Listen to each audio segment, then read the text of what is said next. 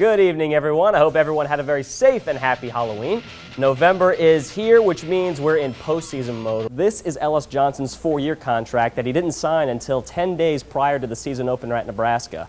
And it states that it would cost the university $700,000 a year, which would equate to about $2.1 million after this season to buy him out. From the Mercedes-Benz Superdome in New Orleans, the national championship game for 2012 on Monday is now set. National Signing Day, and we are live from the Lake Terrace Convention Center just for the occasion. And we are also joined by the new Southern Miss head man, Todd Monken, which I'm sure this has just been an everyday relaxing occasion. Another senior can make a really big impact, not only on this game, but in the record books. Tracy Lampley can become the first Golden Eagle to hold 4 separate records. The Ravens were 1-0 in Super Bowls entering tonight. The 49ers 5-0.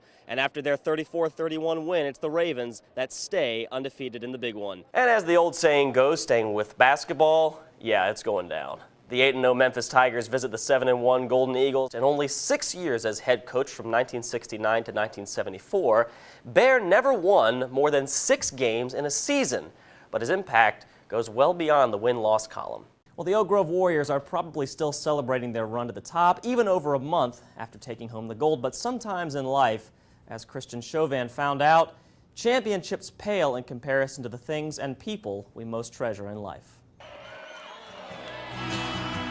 Last month, the Oak Grove Warriors, after coming so close in recent years, captured their first state title in 5 seasons. Was it stellar pitching? Was it timely hitting? Probably. But Christian Chauvin believes it was more, much more. A dual sport athlete, Christian held a special relationship with his aunt, Lori Mooney. She's been a part of my life since I was born. I could remember really young at birthdays, at Christmases. She was at everything, even baseball games. And she's always been like a second mom to him, and she encouraged him in everything that he did, particularly baseball. Losing her at the beginning of my senior year, it hurt really bad. In 2009, doctors diagnosed Lori with inflammatory breast cancer.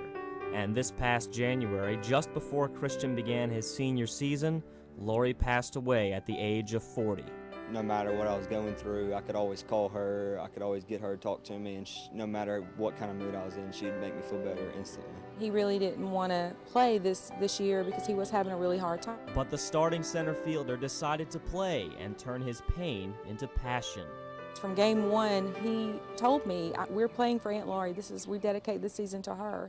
In game 2 of the Warrior State Championship Series, Christian broke open a tie game in the 6th inning by beating out a throw to first base, stealing second, and scoring the first of 4 runs that won the game and the championship for Oak Grove. Right when the game began, I looked in the crowd. Right when I looked in the crowd, I saw my mom, and I saw her mouth, and she mouthed, "Aunt Lori's here." And the whole game, all I could constantly think about was Aunt Lori being there. And right whenever the final pitch was pitched and he struck out, I took off and I felt her just running with me. I could literally just envision Lori holding him up and carrying him around the bases because, I mean, he was playing with so much passion for her.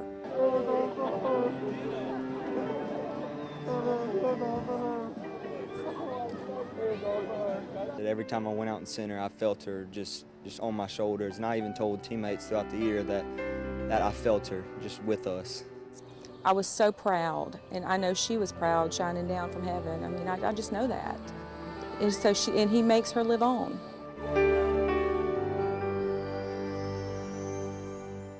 The Ravens and 49ers are not the only ones vying for a title this weekend. In Jackson, 3 Pine Belt soccer teams hope to hoist the gold ball. One of them, South Jones, finds itself in uncharted territory.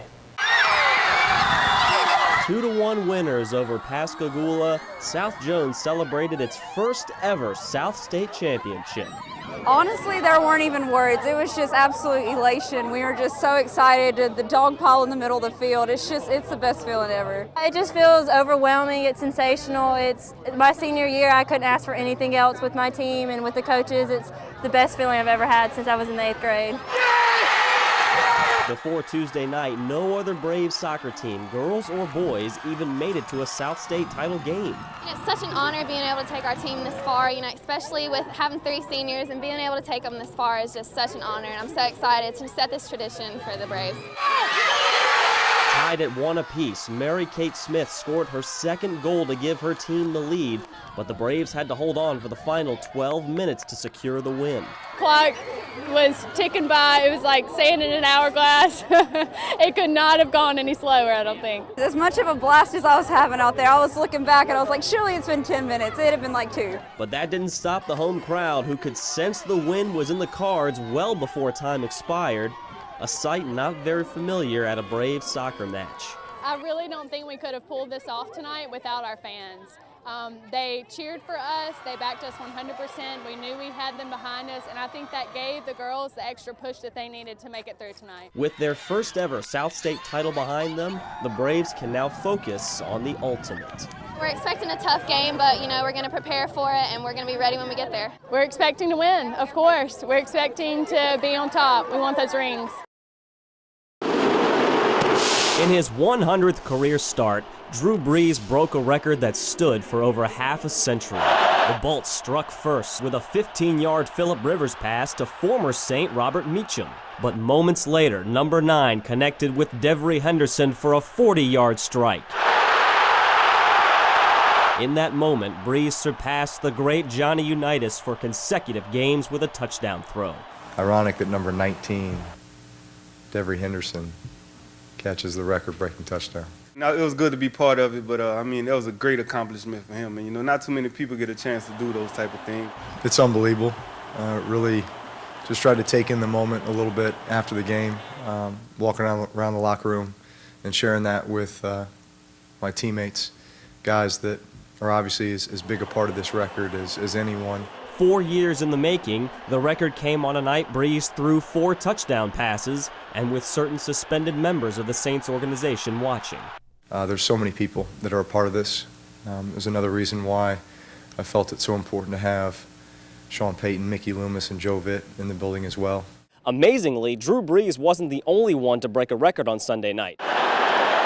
Marcus Colston caught his 3rd touchdown pass of the night in the 4th quarter and became New Orleans' all-time leader in touchdown receptions. And just to make things sweeter, New Orleans rallied from 10 points down at the half and held off a late San Diego charge for their first win of the season. I guess you really couldn't have written a better script for tonight. After the game, Brees received a special congratulations from Joe Unitas, Johnny's son, and also received a congratulatory tweet from Roger Goodell. And praise from the NFL commissioner is something the Saints aren't too used to this year. In New Orleans, I'm Nathan Epstein for 7 on Your Side Sports. Right off the bat, let's start in the majors. Braves hosting the Marlins. Braves lead it 1-0 in the 7th. And Solano with a 2-run homer deep to right center. His second homer of the game gives the Marlins a 2-1 lead. But bottom 9, Marlins lead 3-2. Chipper Jones doubles to get things moving. And Mike Dunn throws a wild pitch that puts Chipper on 3rd. Finally, Freddie Freeman, did someone order a walk-off? Freeman not only gives the Braves their 4th straight win, but pop the champagne bottles. The Braves soak away the misery of 2011. They're headed back to the playoffs in 2012. There was a game scheduled for tonight, but we're still not sure if Marshall knew about it.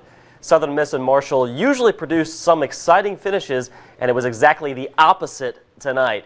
Southern Miss looking to remain unbeaten in conference play. Thundering Herd, they actually led in this game. Elijah Pittman hits the 3, and they're up 3-0. But afterward, how about a 47-4 run? Cedric Jenkins with the dish to Davion Boardingham slams it home. Boardingham would finish with 12.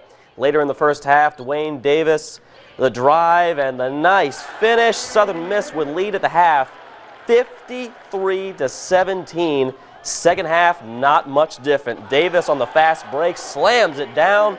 He'd finish with 19. Golden Eagles led by Gerald Brooks with 20. And Southern Miss dismantles Marshall 102-46. A happy championship Monday to everyone. Over 3 months of the regular season comes down to tonight's matchup in New Orleans. Undefeated LSU ranked number 1 in the country.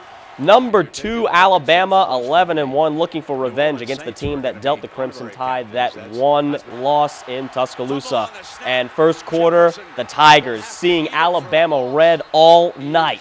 LSU 1 for 9 on third down, 81 total yards. The tie, though, Marquise Mays, the punt return, injures his hamstring on this play, however. He left for the locker room and did not return. Lot of field goals in this one, and also in the game in November. Tigers won that one 9-6 in OT. This is like a 2.0 version.